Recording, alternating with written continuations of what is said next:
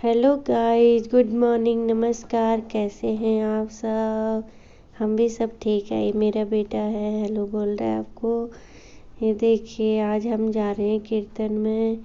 आज हमारे पड़ोसियों के वहाँ वो सत्यनारायण भगवान की कथा है, तो हम वहाँ चलते हैं। आपको भी ले चलते हैं कथा सुनाने। चलो चलते हैं।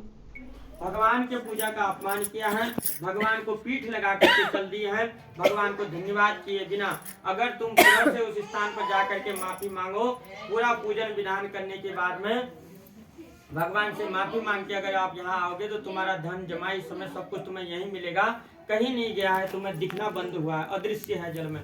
तो कह रहे कि ऐसे आकाशवाणी सुनकर के सब अपने घर गए।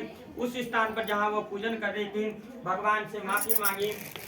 तो कह रहे कि उसके बाद में पूजा आरती करने के बाद में जब वह घर उस स्थान पर आई नदी के किनारे, तो उनके नाव धन जमाई समय सब कुछ उनको वहीं पर मिला। तो कथा क्या कहना चाहती है? कथा कह रही कि ये जो व्यापारी था, ये अपने नगर का सबसे धनी व्यक्ति था। सबसे पहले कह रहे कि इसके घर में संतान नहीं थी। संतान मिलने के बाद में फिर से इसे खूब घमंड हो गया कि सबसे बड़ा मैं ही हूँ। और उसके बाद में जब ये सबसे बड़ा अपने को ही मानने लग गया, तो कह रहे कि जब ये भगवान से दूर हुआ, भगवान का अपराध इसने किया, भगवान का नाम का जाप नहीं किया, जो संकल्प लिया था उस संकल्प को पूरा नहीं किया, तो इसका सारा तहस नहस हो गया। 2 जेल में बंद हो गए, 2 यहाँ भीख मांगने को आ गए। लेकिन उसके बाद में जब अपनी गलती को स्वीकार किया, भगवान की शरण ली, तो कह रहे कि सब कुछ नष्ट हो जाने के बाद में भी भगवान ने इसे राजा के माध्यम से, राजा ने इसे इतना धन दे दिया था कि जितना ये आज तक कमा नहीं सकता था।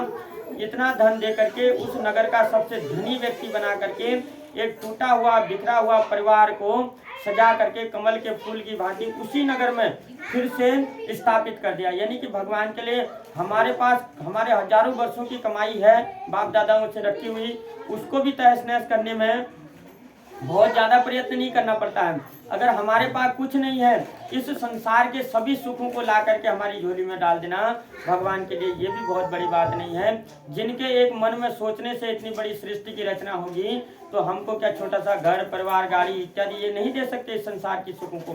तो कह रहे हैं कि भगवान में बहुत सामर्थ्य है, ये हमारी कल्पनाएं हैं छोटी छोटी, तो इन कल्पनाओं को पूरा करने के लिए भगवान के लिए बहुत ज्यादा प्रयत्न नहीं करना पड़ता। बस कमी यही है कि भगवान तो देने के लिए हर समय खड़े हैं, बात यह है कि हम उनके सामने जाकर के झुक नहीं पा रहे हैं, उनसे मांग नहीं पा रहे हैं। एक संत ने गाना गाया कि मैं किस तरह से तेरे दर पे आऊं कि तुझे मुंह दिखाने के काबिल नहीं हूं। प्रभु, मैं आपको मुंह दिखाने के काबिल नहीं हूं। जिस दिन हम ऐसा मन में भाव बना करके भगवान की शरण ले लेंगे, तो कह रहे हैं कि उसी दिन भगवान के द्वारा सब कुछ सृष्टि के सारे सुख हमारी झोली में आकर के विराजमान हो जाएंगे, इसमें कोई संशय नहीं है। जबकि इनका सब कुछ नष्ट हो जाने के बाद भी राजा के समान बना करके फिर से इसे उसी नगर में स्थापित कर दिया। श्री स्कंद पुराण रेवाखंडे सत्यनारायण व्रत कथायाम चतुर्थो अध्याय इसी प्रकार भगवान के द्वारा कही गई कथा का 4था अध्याय संपूर्ण होता है। बोलो सत्यनारायण भगवान श्री कृष्ण गोविंद।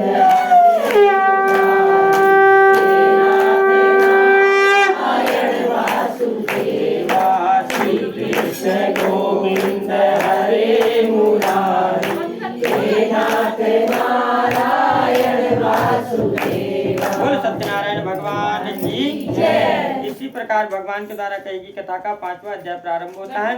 5वें अध्याय में सूत जी महाराज कह रहे कि इसके बाद भगवान ने नारद जी को एक कथा और सुनाई। कहा कि नारद जी, मैं आपको एक कथा और सुनाता हूँ, सुनिए बड़े प्रेम के साथ। कह रहे हैं कि पूरा प्राचीन समय में आसी तुंगध्वज राजा प्रजा पालन तत्पर एक तुंगध्वज नामक के राजा हुए। जो राजा बहुत बड़े राजा थे, पूरी धरती पर राज किया करते थे, लेकिन बहुत बड़ा नास्तिक राजा था ये। हमें आज के लोगों को देख के लगता होगा कि आज के समय में ऐसे साधु के भेष में, महंत के भेष में घूमते हैं लोग, और अपने बस में करके वो देवताओं का पितरों का पूजन करने से उन्हें दूर कर देते हैं और अपने पूजन में लगा देते हैं। अभी कुछ समय पहले ये घटना घटी थी दिल्ली में कि एक बाबा जी कहते थे कि मैं भगवान हूँ, मुझे स्नान कराओ। उस स्नान से जो जल बचता है उसको तृणामृत के रूप में आप लो। उनके भक्त लेते हुए